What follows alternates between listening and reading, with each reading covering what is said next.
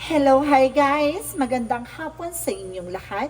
This is Jin Rodriguez from my Sagada channel, a faith healer o Zumata reader. So ngayong hapon na to, tingnan natin na nagsabihin sa'yo ng ating mga gabay. So this is the special gabay for the month of February 21 hanggang February 27 for the sign of Cancer. So Cancer, welcome to my channel. Ano kayang messages, advices, and spirit guides ang ating masasaga for today's video?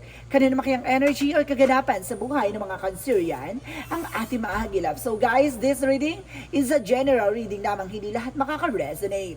Kunin lamang po makaka-relate sa inyo and comment down below kung kaninong energy ang ating nasagap. And of course, don't forget to like and subscribe my channel and hit the notification bell for more videos at that. And of course, maraming salamat po sa mga walang sawang pag-suporta sa aking channel.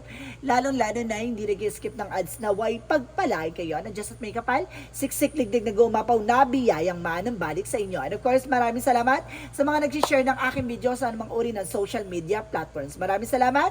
Umpisa na natin ang laban for the sign of Cancer. Angel Spirit Messages give you information. Ano kayang gusto sabihin sa iyo ng ating mga baraha? So there's the Queen of Swords, a bigger picture. So ngayon kumbaga nakikita mo naman, di ba? Charis, kumbaga may mga pagbabago, may mga bagay-bagay na unti-unti na makakausad, no? Kumbaga there's a flag, no? Parang there's a flag na kumbaga nakikita mo na yung watawat na nagsisimbolo ng tagumpay. And because there's a Two of Pentacles, so there's a balance. So magkakaroon na ng balance, no? Kumbaga makokontrol mo na ang emosyon mo na pagiging charis, kumaga emotional mo na strength card na represent na confidence and of course tapang, no? Kumaga nagiging balance mo na yung pagiging matapang mo, no? Hindi dapat sa lahat ng anggulo ay magiging matapang ka. Kailangan matapang ka sa the way na sa mga pagsubok, sa mga bagay-bagay, pero pagdating sa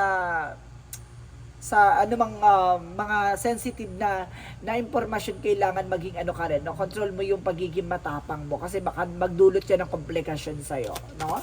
Additional messages, and of course there's the Star card, a wish fulfillment. So may mga bagay na matutupad na, may mga bagay na maisa sa kataparan mo na. So let's see. And of course there's the World card, so there's a travel, guys. So may travel ka dito, no? Na maaaring magpaikot at magbago ng mundo mo. And of course there's the Seven of Pentacles and the harvest time. At the end of the sign, kung makuha mo what you deserve, no?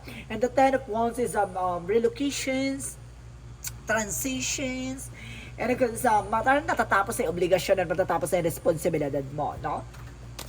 Kumbaga, ngayon ay tinitignan mo na yung sarili mo na malaya, na fresh, from the bottom of your heart. And of course, there is the Five of Swords. So there's a self-sabotage. You know, yun yung maging aware ka dyan. Kasi baka magdulot siya sa'yo ng komplikasyon yung pagiging yung pagiging maingay mo. No, mamaya kasi may mga plano ka, sinishare mo, chinichika mo kung kani-kanino. At the same time, kung sasabotahin ka, ganto ganyan. Hindi mo alam, no? Kumbaga nakikipag-usap sila, nakikipagtalakayan sa'yo, may lihim palang inggit. Hindi nagkaroon ng verbal contract, no? Kumbaga tinatawag na evil eye, no? Contract na parang yung may lihim na inggit na nagkaroon na ng curse, no? Nagkaroon na ng parang sumpa na hindi mo makukuha yan. Parang, kunyari, meron kang example, guys, no? Para pupunta ka na ibang bansa na ay makukuha ko na yung ganito ganyan, tapos nag-share ka ng thoughts dun sa tao na yon, tapos na tong tao na to sabi na saan hindi mo makuha, ganito ganyan, diba? Nagkakaroon siya ng ganong idea sa isip niya na nagbubuo ng curses. So yun pala, may lihim na inggit siya sa'yo. Yun yung, guys, no? Kaya kumbaga nagkakaroon ng delays and cancellation and postpone. Kaya kailangan maging aware ka kung sino yung sasabihan mo. Kasi papansinin niya kapag lagi mo sinasabi dun sa tao na yun, tapos lagi nadi-delays, malaki ang inggit sa katawan ng tao na yan. So let's see what is the strength card. A justice. So see, there's a karma. So maaring baka makuha mo yung karma what you deserve, no? Kumbaga naging matapang ka, syempre magiging padalos-dalos ka kasi matapang ka, di ba? So yan, kumbaga Kumaga magkakaroon ng problema kasi naging madalas-dalas ka eh. So, yun yung sinasabi, no? Na kailangan mo maging balance, makontrol ang emosyon mo. Kasi baka magdala sa'yo ng complication. And because there's an 8 of Cups, letting go, moving on. So, ito na yung makakawala ka na sa situation. Na makakabangon ka na with the Star card. The Star card is an healing, a miracles, and hope, no? May pag-asa. So, let's see what is the word card. Represent the Two of Swords. There's a decision. So, may mga bagay dito na kailangan mo pag-isipan, no, bago ka mag-take na action. Kasi there's a word by trouble. Maaaring mangibang bansa ka, umalis ka, baka mayroon ka pinag-iisipan na pumunta sa ganito, mag-travel sa ganyan, mag-ibang bansa, magtrabaho sa ganito. Pag-isipan mo, no? So, let's see what is the Seven of Pentacles. And because there's a devil. O, see? May umaharang ng tagumpay mo. May taong gumagawa ng hindi maganda para tumalin or malasin ka. So, para ganun na nga, para hindi mo makuha yung hinihintay mo, yung harvest mo. Kaya para kumbaga sa mangga, kumbaga sa parang parang nauudlot dahil may tawag na nauusog, ganon. Kumbaga ganun siya guys. So, kailangan, okay yung tao na itong malakas ang usog, no? So, let's see what is the Queen of Swords and the Ten of Wands. Represent the King of Swords. So, there's a feminine and masculine energy with the King of Swords. Kumbaga, itong tao na to is a mental, nagkakaroon siya ng mental clarity, and meron siya ng enlightenment, and of course, there's kumbaga, katalinuhan. And of course, there's a stop the pattern. May mga bagay dito na parang kaya niyang putulin yung mga bagay na hindi nag-deserve sa kanya, no? Napaka high standard ditong tao na to. So, let's see what is the Two of Pentacles and the Five of Swords. Represent the Knight of Wands. So, there's a resilience, guys. No, kailangan mo maging mahinahon. Huwag ka masyadong maging madaldal. Resilience nga, diba? So, tahimik ka lang dapat. Maging chikadora, hindi yung chismis dito. Chismis, lang. Hindi naman sa sinasabi chismosa ka, pero sinasabi ko dito na huwag ka masyadong madaldal sa mga ino-open mo, sa mga information na gusto mong sabihin, no? Mas maganda na yung tikong bibig, yung mga plano mo, gano'n, ganyan. Na huwag ka masyadong nag-share ng thoughts, no? Kasi nagkakaroon ng self-sabotage, no? So, let's see what is the strength card in the Justice. So, there's an information by the Eight of Cups, the Eight of Pentacles, sorry. There's a focus, no? Mag-focus ka, dedicated sa ginagawa mo. So, ganun yung guys, no? Kung gusto mong matupad yan, magpursige ka, tutukan mo yan, no? So, let's see what is the Star card in the Eight of Cups. Star card in the Eight of Cups represent the Four of Swords, intuitions, na makinig ka sa gut feeling mo. There's an inner voice na ibibigay sa yung mensahe ng iyong mga gabay, pero natatakot ka. Natatakot ka sumubok, natatakot kang mag-try ng kung ano-anong bagay, no? Kumbaga, natatakot ka sa abandonment, natatakot ka sa rejections, ganyan. So, let's see what is the what is the word card in the Two of Swords. So, there's the Seven of Swords. So, there's a sneakiness, guys, no? Kumbaga, kailangan mo makakuha ng informasyon. Baka itong tao na to, kumbaga, gusto mo mga ibang bansa, tapos meron kang what do you mean like this? Baga, meron kang agency, tapos yung agency or may taong tutulong sa'yo, yung pala, there's a Seven of Swords, sinungaling, manluloko, trickery, ganun guys, mapanlin lang. So, kailangan mong pag-isipan. Kaya there's a Two of Swords by decisions, no? Kailangan mong pag-isipan muna bago ka mag-take ng action kasi baka mabudol ka.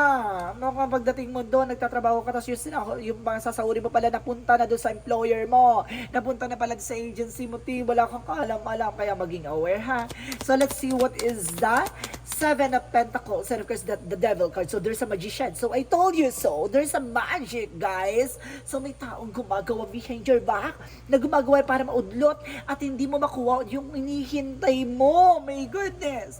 Kaya nakakaranas ka ng delays and cancellation, no?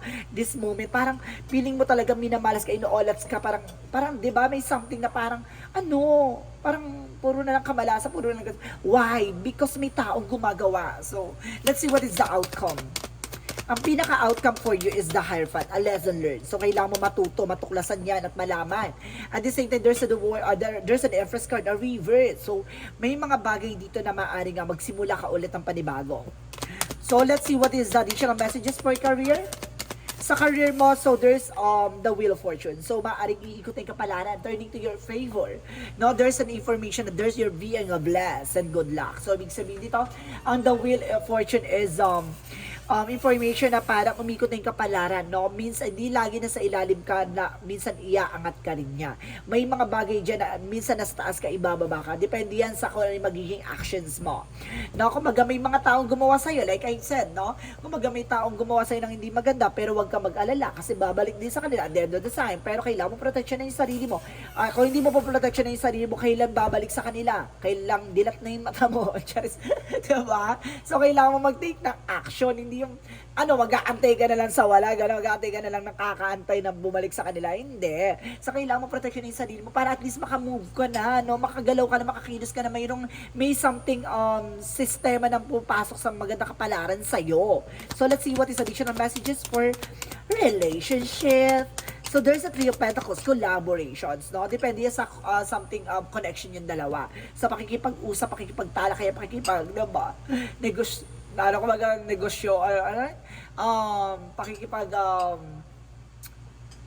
negosyante ba yun, something na parang nakikipag-transaction, ganon.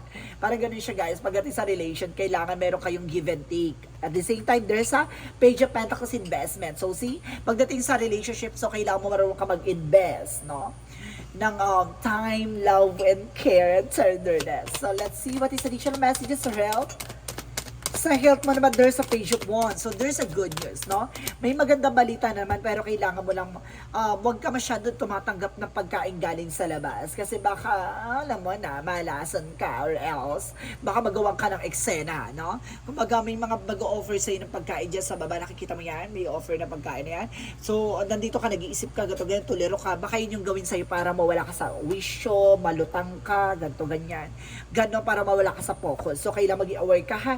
Hindi yung pag may nagbigay ng laps sa'yo or pagkain, tanggap ka agad. Pwede mo naman tanggapin, pero wag mo nalang kainin.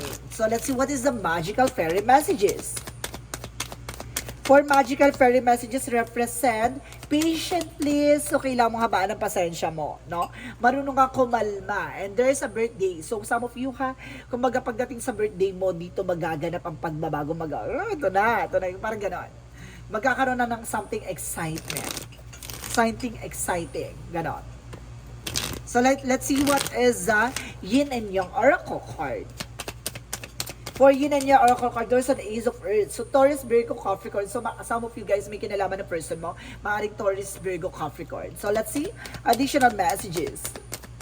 And there's an information by the storm, unexpected. So, see, may unos, may susubukang kasirain. And there's a unity. So, may pagkakaisa at may pagtutulungan dito.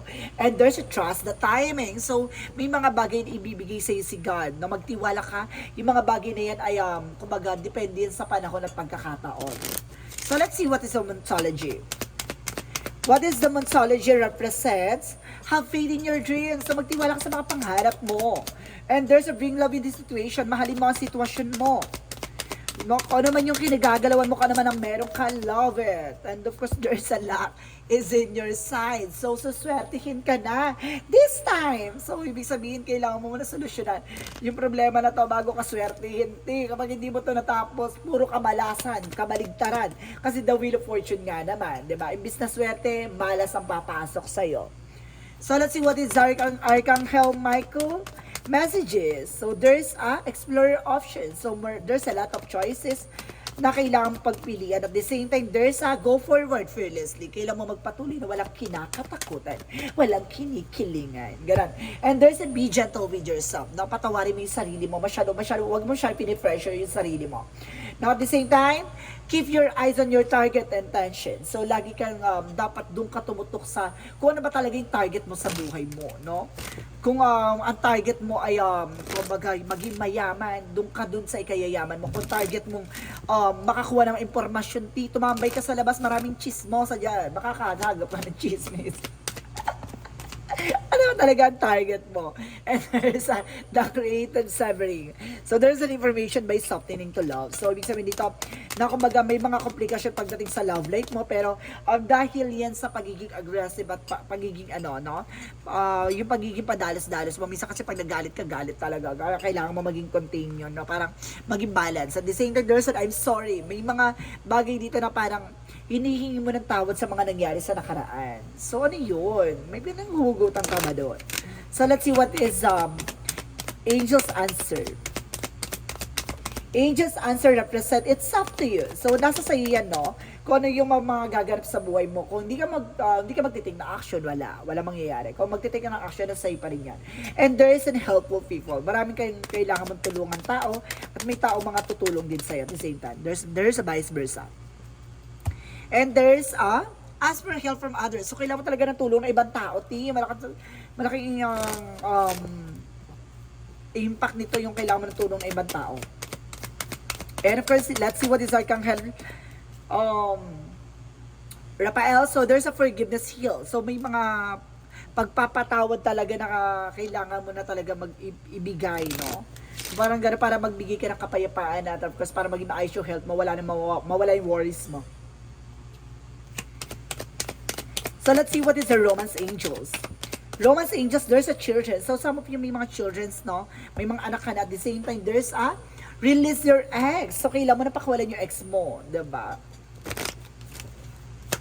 So, let's see what is the chakra messages. And of course, there's a workaholic. Na pagdating sa business, sa trabaho, talagang sub ka talaga dyan, nakatuto ka talaga. And there's a prayer. So, may mga bagay na pinagdadasal ka na maari ng maisakatuparan. And there's a victim. Maaring biktima ka. Biktima ka ng something. Biktima ka ng gumagawa ng hindi maganda. Kasi nga, inggitin ka. So, let's see what is the angel's messages. And there's a light and love. So, bibigyan ka ng kaliwanagan pagdating sa buhay pag-ibig. There's a writing. So, ibig sabihin dito, ibibigay ang kumbaga nakatadhana sa'yo, no? Parang isusulat na yung sarili mong pahina dito, no? Parang sinusulat na, ibabasahin na lang. And there's a infinite abundance. Bibigyan ka ng kasaganahan dito, ha? Nag-uumapaw na kasaganahan na walang hanggan, walang wakas, ganon. Infinite nga eh. So, let's see what is additional messages for Angel Spirit, guys. And there's an health. Talagang there's an health talaga dito, guys, no? Kailangan mong maging aware din sa health mo. And there's a failure. So, may mga bagay na, may mga mistakes or pagkakamali ka talaga, guys, na kailangan mong itinatama. No? Minsan, may mga mali tayo hindi na natin natatama, which is, kailangan mo na lang gawin yung mga bagay na magbibigay sa'yo ng pagbabago or development para hindi na mangyari ulit yung mga nangyari sa nakaraan mo. So, let's see what is additional messages para hindi ka na ulit magkamali. Additional messages. So, there's a psychic ability. So, may kakayanan ka rin, malakas ang radar mo, malakas ang pakiramdam mo, there's a vision, intuitions, no? And some of you guys, no, there's a healer and tarot reader din also. And there's a winter for transitions and release. Ayun sinasabi ko, kailangan mong alisin. Yung nagbibigay balakid, no? Kaya hindi ka makausad, hindi ka makabangon. And there's a movement, no? Gagalaw na ang baso. And there's a spiritual activation. No, nagkakaroon ka ng realization about sa spiritual. Kumbaga natutuklasan mo na, kaya pala ganito, ganyan. Nakakakita ako, or parang bilang boy pupasok sa isip ko na ganito, parang kumbaga nananaginip ako ng ganito, ganito, nangyayari, ganito, ganito. It's a spiritual po yun, ha? It's a spiritual journey or spiritual activation. So, let's see what is additional messages. So, there's rest and rejuvenate. So, kailangan mo magpahinga, no? At kailangan mo mag-meditate. And there's a happy family. At the end of the time, magiging masaya yung pamilya mo dito. So, let's see what is the Jesus-loving quotes. With God, all things are impossible. No? Pagdating kayo sa ating Panginoon, wala daw imposible. Diba? Lahat ng mga bagay na yan ay pagkakaloob sa iyo ayon sa kalooban ng Diyos. No? Yung akala mo, wala nang mangyayari, ganito katapusan na, hindi. No? Kumalma ka, wala ka pa sa exciting part. Parang yun sinasabi ng ating angel spirit. And there's a 12 by I am focused. So, sinasabi dito, stay focused on your best possible future and remain optimistic throughout the entire journey. Your angels are right behind you as you turn to your dreams into reality. So, ibig sabihin, magpatuloy ka, tumutok ka sa kung talagang gusto mong gawin sa buhay mo, no? Yung sinasabi na, if you have a target intentions, kumbaga, kailangan tumutok ka doon, no? Para matupad mo. Diba? Kung gusto mong yumaman, tumutok ka sa naikayayaman mo. Kung gusto mong makatapos sa pag-aaral, magmutok ka sa pag-aaral. Kung gusto mong umasensa sa negosyo mo, tutukan mo ang negosyo mo. Ganun lang yon, diba? So, let's see what is the messages of life. Kung tinutukan mo ang problema, tututukan ka talaga ng issue. Ganun yun, guys.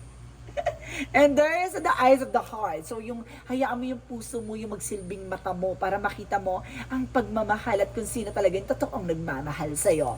Today, I perceive the beauty of my every person I meet. With the eyes of heart, I see behind the personality and focus on one of the energy of the love dwells beneath and the surface. I feel the wonderful and presence of God in every one of us. The eyes of the heart allow me to see the divine shining everywhere.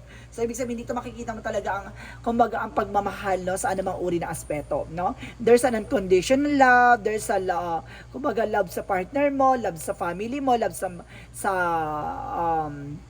sa mga kaibigan mo, kumbaga maraming uri ng pagmamahal na kailangan mong pahalagahan, no? This is a special gabay for the month of February 21 hanggang February 27 for the sign of Cancer yan. So, Cancer, maraming salamat for this wonderful reading. So, once again, this reading is a general reading lamang. Hindi lahat makaka-resonate. Kung lamang pa makaka-relate sa inyo, and comment down below kung kaninong energy ang ating nasagap. Maraming salamat and see you in the next video. Bye-bye and babush!